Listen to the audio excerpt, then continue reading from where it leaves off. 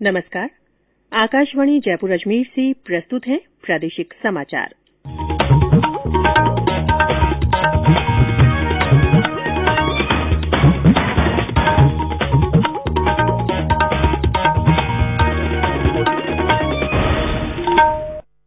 मुख्य समाचार।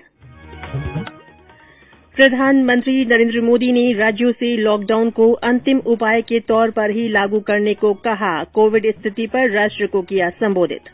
प्रदेश में नो मास्क नो एंट्री की तर्ज पर चलाया जाएगा नो मास्क नो मूवमेंट अभियान।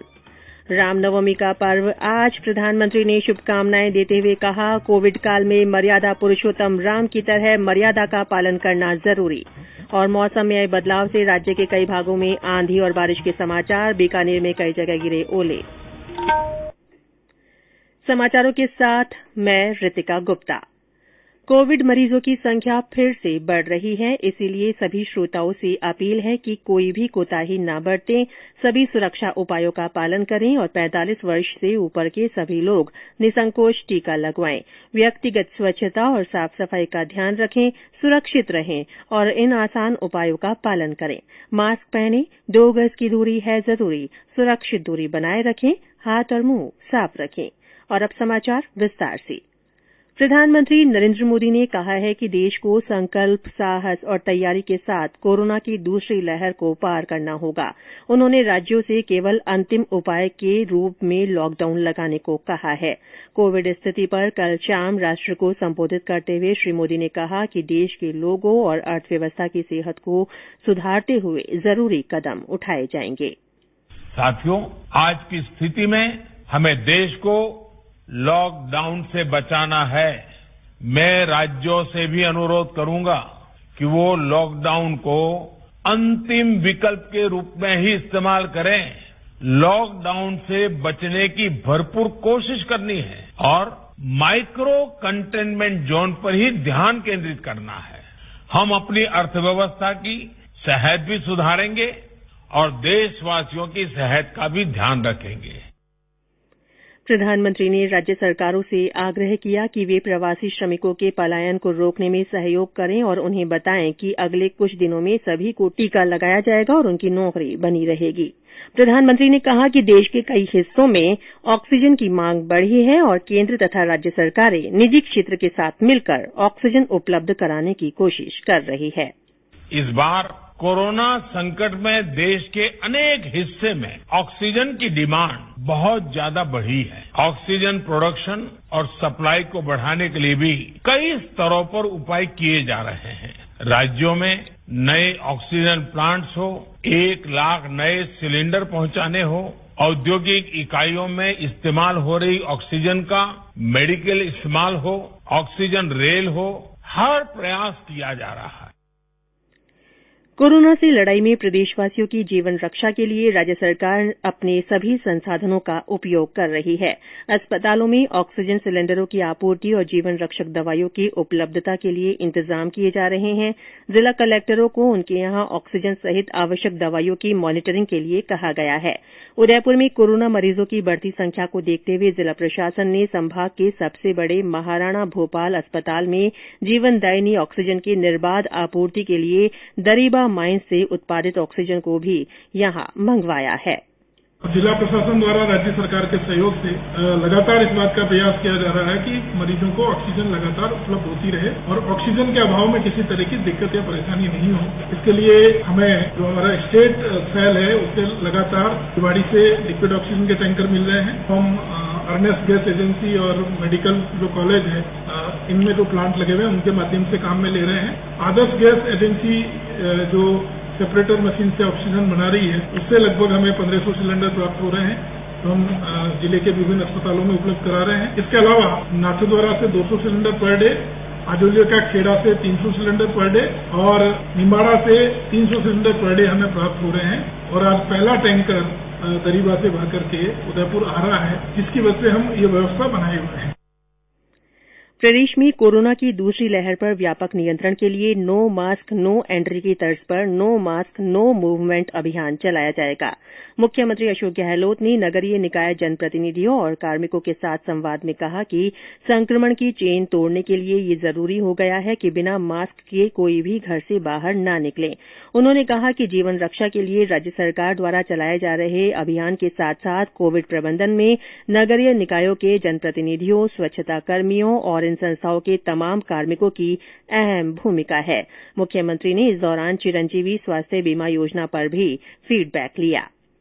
केंद्र सरकार ने कोरोना मरीजों को किफायती चिकित्सा सुविधा देने के लिए रेमडेसिविर इंजेक्शन पर आयात शुल्क समाप्त कर दिया है। इस कदम से दवा की आपूर्ति बढ़ेगी, कीमत घटेगी और मरीजों को फायदा होगा। ये आदेश इस साल 31 अक्टूबर तक जारी रहेंगे। ये समाचार आकाशवाणी जयपुर अजमेर से प्रसारित किए जा रहे हैं। समाचार अभी और भी हैं, उससे पहले कोरोना जागरूकता संदेश। खुद को इससे दूर रखना, सोच समझ कर खुद है परखना, भीड़ भाड़ हो गया ज्यादा, मास्क लगा चेहरे पे रखना, ओ आपस में दो गज की दूरी रखनी है इस समय जरूरी। प्रादेशिक समाचारों में फिर से आपका स्वागत है। प्रदेश में कोरोना संक्रमण के बढ़ने की रफ्तार थमने का नाम नहीं ले रही है। कल 12,201 नए संक्रमित मिले। इसके साथ ही सक्रिय मामलों की संख्या बढ़कर 85,571 हो गई है। कल इस बीमारी से रिकॉर्ड 64 लोगों की मृत्यु भी हुई। कल फिर सर्वाधिक 1,875 नए रोगी जयपुर जिले में मिले। जोधपुर में 1,545, कोटा में 1,382, उदयपुर में 932, अलवर में 650, भीलवाड़ा और सिरोही में 475, अजमेर में 439, बीकानेर में 401, डूंगरपुर में 355, पाली में 340, सीकर में 288, बारां में 255, राजसमंद में 251, दौसा में 244, चित्तौड़गढ़ में 214, चूरू में 205, धौलपुर में 202, नागौर में 185, टोंक में 175, हनुमानगढ़ में 141, झुंझुनू में 138, बूंदी में 134, झालावाड़ में 123, बांसवाड़ा में 120, बाड़मेर में 110, सवाईमाधोपुर में 106, करौली में 100, प्रतापगढ़ में 93, भरतपुर में 90, जालौर और जैसलमेर में 65 और श्रीगंगानगर में 28 लोगों में संक्रमण का पता चला। राज्य में कल इस बीमारी से 3,207 लोग स्वस्थ भी हुए। प्रदेश में कोविड टीकाकरण अभियान के तहत अब तक 1,15,55,000 से अधिक वैक्सीनेशन हो चुका है। वहीं भारत ने 13 करोड़ से अधिक टीके लोगों को लगाए हैं। रामनवमी का पर्व आज देशभर में धार्मिक श्रद्धा के साथ मनाया जा रहा है। राज्य भर में भी रामनवमी पर मंदिरों में भगवान राम का विशेष श्रृंगार कर पूजा अर्चना की जा रही है। कोरोना महामारी के कारण श्रद्धालुओं का प्रवेश बंद है। राष्ट्रपति, उपराष्ट्रपति और प्रधानमंत्री ने देशवासियों को रामनवमी के अवसर पर बधाई दी है। प्रधानमंत्री नरेंद्र मोदी ने कल राष्ट्र के नाम अपने संबोधन में कहा था कि मर्यादा पुरुषोत्तम राम का अनुसरण करते हुए हमें कोविड की रोकथाम के लिए सभी मर्यादाओं का पालन करना चाहिए। राज्य में कल मौसम में बदलाव से आंधी के साथ कई जगह बारिश के समाचार हैं। बीकानेर संभाग के जिलों में ओलावृष्टि के साथ आए तूफान से जनजीवन प्रभावित हुआ।